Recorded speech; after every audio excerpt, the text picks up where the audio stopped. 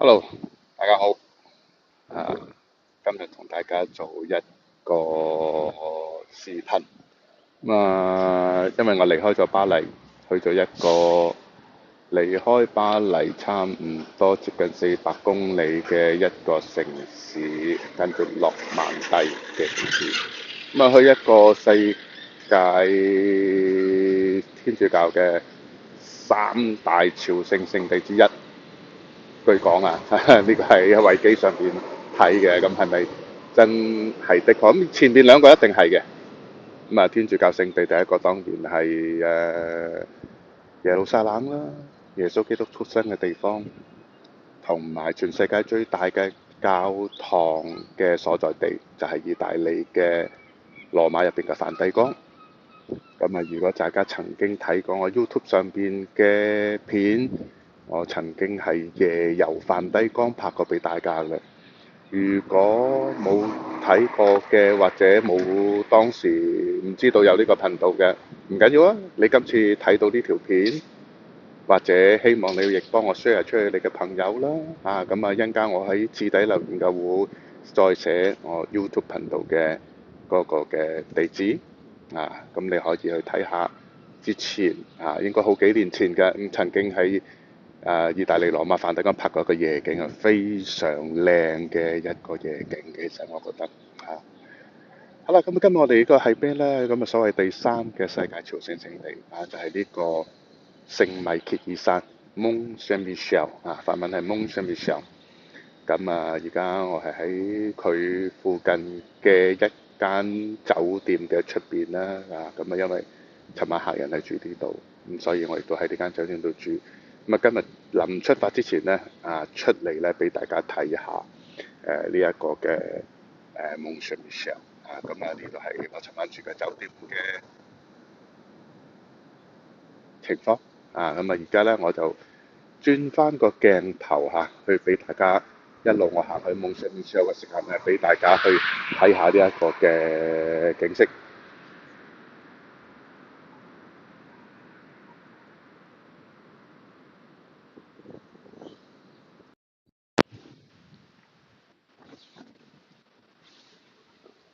好啦，而家咧我就一路係向緊呢一個嘅Mont Saint-Michel 聖米歇爾山。呢個其實咧係如果你喺自己揸車嚟嘅話，停咗喺停車場咧，就會係行少少去到嗰個 shuttle bus 嘅站。去到個 shuttle bus 站咧，其實個 shuttle bus 站咧就喺而家我前方嘅呢一個嘅建築嘅背面，有一個 shuttle bus 嘅站嘅。其實由呢個 shuttle bus 站行去Mont Saint-Michel，其實都係講緊3公里左右啦。但係如果你話唔想行嘅，坐咗咁長程車唔想行嘅，想留翻啲體力，咁你可以喺嗰個 shuttle bus 站嘅坐個免費嘅 shuttle bus 嘅係唔需要錢嘅。喺嗰個 shuttle bus 站旁邊亦都有一個旅遊嘅諮詢中心。你可以喺嗰度咧就係去下洗手間啦。然之後咧就係行出嚟嗰個 shuttle bus 站度等 shuttle bus。好快嘅，尤其是喺旺季。應該大約10分鐘、15分鐘左右啦，就有一趟車㗎啦。但係如果旺季咧就排隊人多嘅尤其是中午11、12點後咧就會好多人嘅。因為點解啊？從巴黎距離，舉個例，如果由巴黎嘅市中心，譬如歌劇院、羅浮宮帶你嚟嘅話咧，差唔多接近400公里。如果你自己揸車，高速公路可以行到大部分高速公路都係行110或者130啦。嘅話咧，其實你都要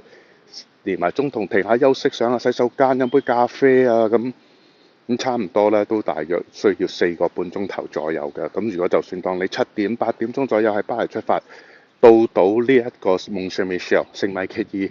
嘅停車場咧，就差唔多都要係12點至1點鐘左右嘅。咁樣大約。而家前邊嚟緊咧，呢個就係嗰啲嘅 shuttle bus 嘅呢個 shuttle bus。咁都坐幾多人嘅嚇？呢架就係啦。咁而家睇到嚇，呢架就啱啱喺聖母契爾嗰邊開翻過嚟嘅呢一個嘅 shuttle bus 啦嚇。咁其實附近好多酒店嘅餐廳嘅咁就好似頭先我尋晚住就係 Mercure 啦，Mercure 自己有自己餐廳。咁我尋日喺 Mercure 對面嘅一間餐廳咁食咗個晚餐。咁食咗個鴨胸都幾好食，不過稍為鹹少少，稍為鹹少少。但係都啲肉都做得幾嫩，幾唔怕太老啦同埋幾 juice 所以都可以值得推薦下嘅，亦都唔貴一個鴨胸咁有啲雜菜，有啲薯蓉咁樣，咁大約係20蚊左右22蚊我唔記得大約啦咁樣。我飲咗25毫升嘅紅酒，咁加埋都係30蚊鬆31、32左右啦。咁你就算你買貼士都係35喺遊客區，咁其實就真係唔屬於貴嘅好似而家對面咧，仲見到一架巴士，呢架就開往從呢一個嘅公眾嘅停車場啦附近有個shuttle bus送站，呢個係其中嘅中途站你見到有啲人喺度等好奇怪喎，其實架車仲未坐滿啲人，唔知點解唔上車咧anyway 佢好快嘅，10分鐘、15分鐘左右就有一班咁佢對開，來回都免費嘅咁差唔多由總站去到總站，大約係會中間停2至3個 stop， 我唔記得好清楚啦，大約係2個或者3個 stop， 咁就去到我哋正方嗰個聖米橋一個島嚟嘅其實佢係一個島。咁以前有島就係四面環海就為之島啦。咁以前係有潮，睇到潮漲潮退嘅。喺好耐以前，我諗20-30年前，你由巴黎嚟嘅人嘅遊客又好，本地人好咧，你哋要半夜出發㗎啦。因為頭先我都講到，大約係400公里，咁你真係好幾個鐘頭車啦。咁點解咧？以前咧，佢係要喺趕到嚟，就喺呢一個潮退因為佢係海島啊嘛，出去就係大西洋，咁就海洋一定有潮漲潮退。咁你要過呢個聖米歇山上邊參觀嘅話咧，你就要等潮退嘅時候過去咁參觀完咧，喺個潮漲之前翻過嚟嘅如果唔係，你要喺島上面住一晚咁島上邊就係有嗰啲旅民宿嘅小型嘅酒店啦當然設備就比較簡單啲嘅啦咁樣所以以前嚟咧就要半夜要喺巴黎出發嘅啦。咁而家咧環境個自然環境都改變咗，嗰個海岸線退出咗好出所以同埋佢係鋪咗成條路啦，所以而家就唔會受呢一個嘅潮漲潮退嘅影響，所以你任何時間嚟都得啦咁當然咧佢有開放時間。咁呢一個嘅聖米歇爾山咧，除咗被稱為朝聖嘅聖地之外咧嘅熱門地方之外啦，咁其實佢喺1979年被列咗入為世界文化景觀之一咁而且排行好前嘅喎，排行係80名列名列80。咁點解會排行到咁前咧？嗱，咁頭先啱啱過去一架shuttle bus 冇耐我諗都係10分鐘左右啦。剛才我哋見到咁而家係另外一架回程咁呢個中途站咯，你可以喺半路上或者喺半路落嘅一個油站。有啲遊客啦，帶埋啲狗狗帶埋隻狗狗。咁佢位列呢一個嘅世界自然奇觀嘅名列第80。咁點解咧？會咁前咧？咁啊，基於原來有幾種因素嘅，因為佢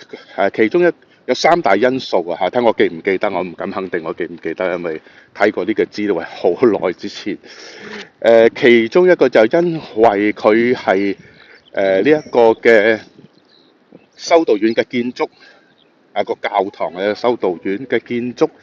配合埋個自然景觀，呢個係一個奇景，呢個係第一個因素。第二個因素就係呢一個嘅修道院嘅教堂結合同埋鄰嗰個市民居住嘅地方嘅環境嘅配合協調，咁呢個係第二個因素。第三個因素我好似真係唔記得咯喎，真係唔好意思。第三個因素係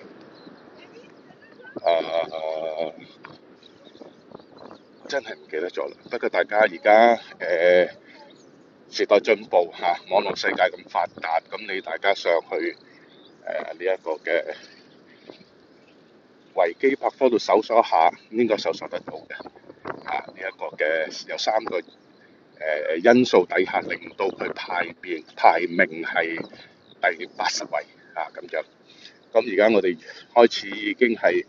見到啦，都有好多人行，因為今日天氣幾好，雖然有少少風希望大家呢個風聲喺我耳機度唔會影響得大家太過聽得唔清楚咧，希望，因為我本應該帶咗一個 wireless 嘅咪嘅，但係咧唔記得出充電，咁所以咧就係變咗我哋用個藍牙耳機，希望呢個風聲唔會對大家造成一個聽得唔係好舒服嘅影響啦。咁嗱，呢個就唔係塞到巴士啊，應該係啲旅遊車，咁但係旅遊車唔可以駛入嚟嘅喎，就算你跟旅行團嚟，都係要停喺嗰個公共嘅停車場，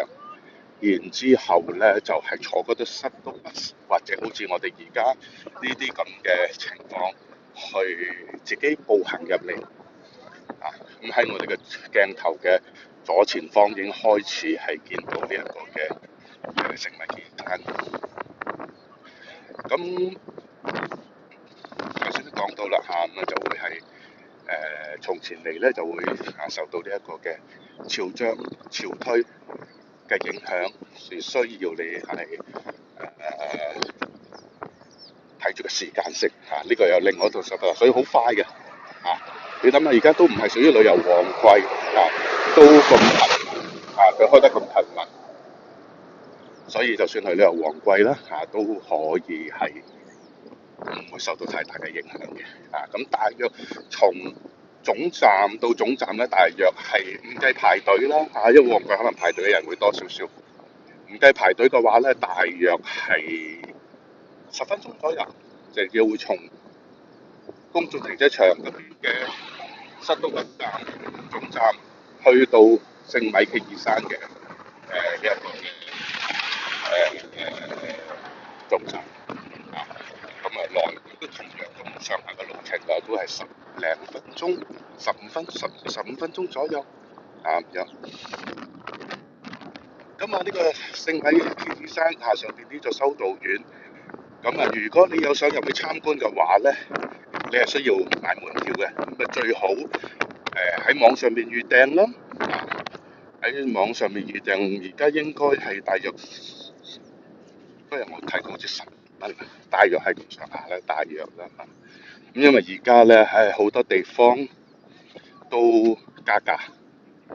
好多門票我意思話好多門票咧加價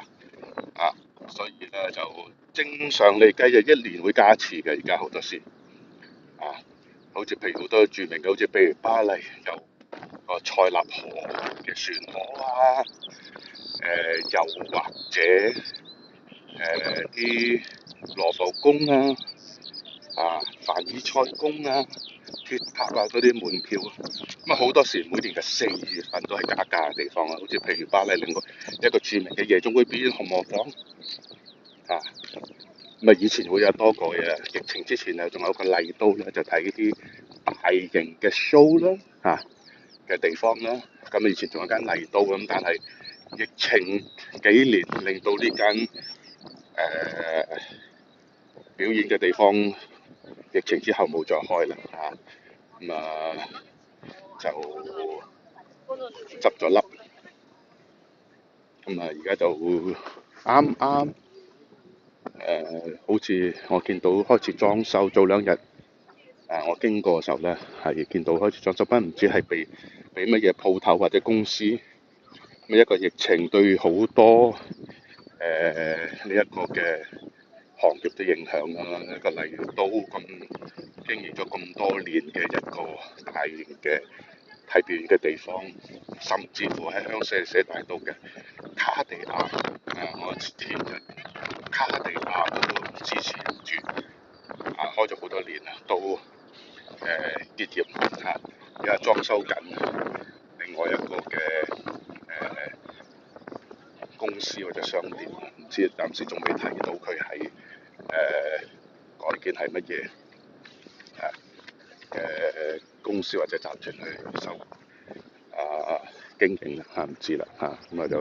連卡地亞呢啲咁大品牌都要結業，咁相當之大嘅影響。咪越嚟越近呢一個嘅聖米奇爾山。咁頭先講到呢個教堂，咁你買門票入去參觀，咁咪睇乜嘢咧？咁其實從一個高點睇下周圍嘅景色咯。咁第一、第二就係可以入去內部參觀，但係內部參觀咧就只係參觀呢個教堂嘅結構嘅啫。個建築嘅結構就冇其他以前用過嘅家具等等就冇啦。因為點解咧？因為1789年法國大革命嘅時間咧，呢個教堂入邊嘅修士，佢哋都係支持皇室。咁大家都知道1789年法國大革命係人民革命軍取得勝利。咁當時嘅統治嘅路易十六都被判為叛國罪啦，送上斷頭台。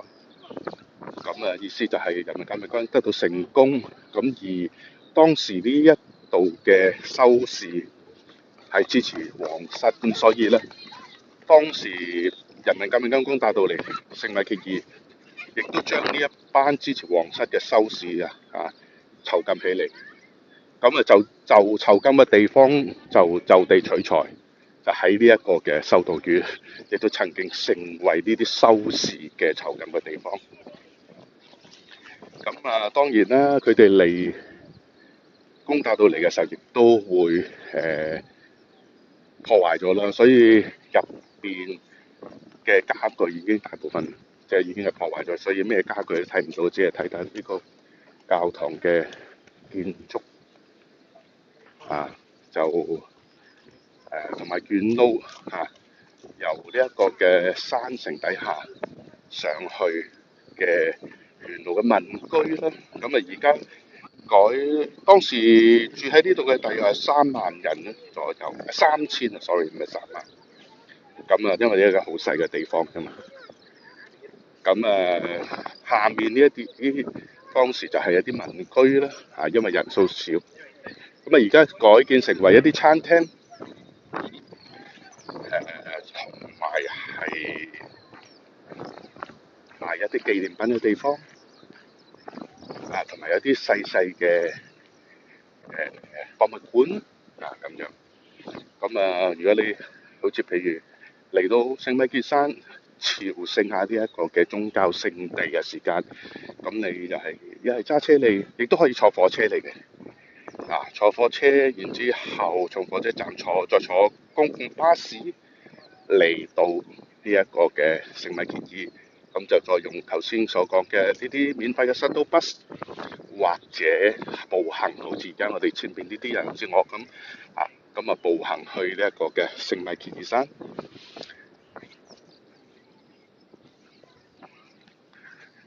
所以如果你話坐公共交通火車嚟嘅話，火車會快啲嘅，我就未坐過啦。我估計2個鐘頭左右，如果火車我估計就啱啦，大家可以喺網上面 check 啦，因為我未試過坐火車嚟，我通常都係揸車嚟啦，咁就估計我諗兩個鐘頭左右啦。雖然你話喂 Patrick 400公里要坐咁耐火車，咁呢嗰啲唔係高速火車嘛咁而且可能中途都會停站啦咁所以我估計2個零鐘頭啦左右。咁你再要坐公共巴士嚟到，再行入嚟或者係轉嗰啲塞道巴士入嚟，咁我諗估計加埋都要4個鐘頭噶啦，都係一樣同埋要轉接咯。咁另外方法可以揾我哋啦包車嚟。咁當然咧，如果你1、2個包車嚟嘅成本就會貴啲啦，係嘛？尤其是大家都知道而家中東嘅戰爭嘅問題，啲油價都加咗好多。咁我今次車嘅客人兩母子，媽媽就從北京飛過嚟嘅，仔咧就從非洲飛過嚟，因為佢應該係從中國外派去非洲度工作嘅。咁可能今次到放假翻北京嘅時間就帶媽媽，媽媽就由北京飛嚟，同媽媽喺巴黎玩差唔多1個星期啦咁今日最後一日啦，今日參觀完聖米奇山，聽日咧就飛翻北京嘅咁樣。咁好似譬如你哋咁兩仔媽媽咁仔可能亦都揾到錢啦。咁又唔想媽媽好似跟團咁，媽媽第一次出國嘅，同我傾偈之後，媽媽第一次出國，咁可能唔想媽媽跟團咁，因為跟團就比較緊張少少嘅，一定係跑馬看花。咁通常跟團嚟聖米奇山係即日來回嘅好少會喺度住一晚嘅，好少。又有啲行程設計會喺附近城市住一晚。好似住咁近聖米奇山，我都第一次咁多年咁做呢行旅遊幾10年入邊，我都係第一次。附近城市我住過好多次，但真正住入嚟聖米奇山，我都係第一次。咁就當然咧，佢哋2位包嘅就會係個費用比較會，因為2個人承擔咁如果譬如你話有4、5個、5、6個朋友嚟嘅話，咁就算用我哋車，除開其實同你去參加嗰啲由巴黎出發嘅即日來嗰啲旅遊巴啲團，都係一樣價錢但係旅遊巴就要成團人旅遊巴又冇我哋開得咁快啲啦，時間就我哋會彈性啲咁樣。咁所以咧，第日你哋有機會一個 family 或者幾個朋友一齊嚟，咁我可以選擇包我哋車啦。咁當然咧，頭先我喺度話中東嘅戰爭，啲油費都貴咗好多咁好似我同嗰個客人佢喺非洲，佢話貴咗50%非洲嘅油價，甚至乎係柴油即係 diesel 冇得加添冇唔夠油可能咁係嗰啲一般嘅汽油。咁巴黎就冇咁誇張，法國冇咁誇張，法國就加咗大約大約30% 左右啦，25%至30% 左右啦。好似譬如我哋一般我哋啲大車都會係用 diesel 柴油啦。咁由個8個9 1公升，而家加到係我習慣係加 total 嘅 total 咁而家佢統一咗，以前 total 每一個雖然同樣集團啫喎，每一個地區嘅油站個價格都唔一樣嘅。咁但係可能今次係真正政府係統一咗個價格，好似譬如我哋呢啲 diesel 咧，係而家加到係2個2毫半1公升。咁喺未出現中東戰爭之前，大約係1個9 1公升左右。咁就即係差唔多加咗20幾個 percent 啦係嘛？係咪20幾個 percent 啦？1個9一半就係冇喎，係將近10至20個 percent 左右咁要大家我約莫啦，要大家用計數機去計下先知究竟係幾多啦約莫如果計錯咗，大家唔好介意嚇，咁啊一嚟約望。好啦，咁我哋已經係行到嚟非常之接近呢一個嘅聖米歇爾山。咁啊，我就行到比較近啲嘅地方啦，我唔想去啦，因為第一我冇買門票，係即係幫嗰兩位客人買咗訂咗，冇買門票。咁就另外今日我係要400公里揸翻去巴黎啦，所以我都唔浪費保持我嘅體力啊 energy 嚇，唔會行上去，因為要行少少嘅。如果大家第日嚟嘅話咧，要有個心理準備，最好係着啲舒服啲行嘅鞋襪啦因為第一將近400公里嘅路程，第二就係、由呢一個，雖然你見到好似唔係好高啊，咁啊，但係因為佢係啲石仔路咯，行起上嚟小心啲，尤其是落雨時間滑啊嘛啲石仔。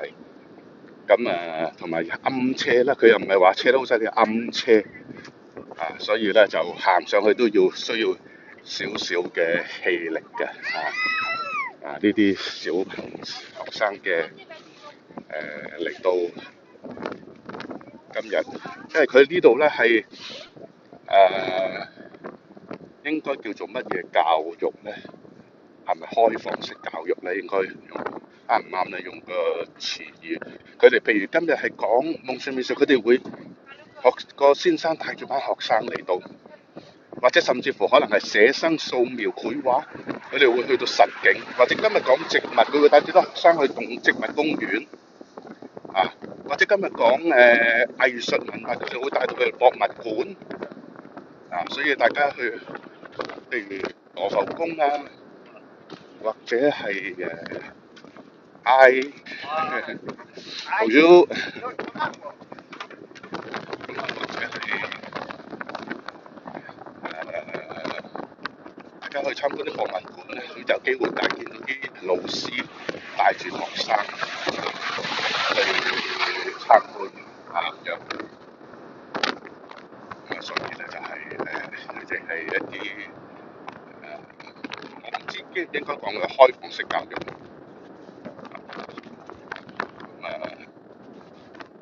呢一個嘅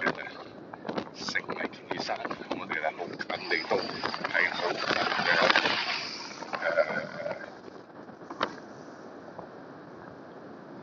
已經係好近嘅呢一個嘅聖米歇爾山。好啦，咁今日我唔行到今日啦，今日嘅介紹呢個聖米歇爾山咧係去到呢度為止啦，希望大家點讚。有啲講得唔好、介紹得唔好嘅地方，希望大家留言指正，俾啲意見，同埋係 share 出去，盡可能可以 share 出去俾朋友。咁我係有時間就會去到唔同地方，再拍啲片俾大家，好嘛？今日就係嚟到呢度啦，多謝晒，拜拜。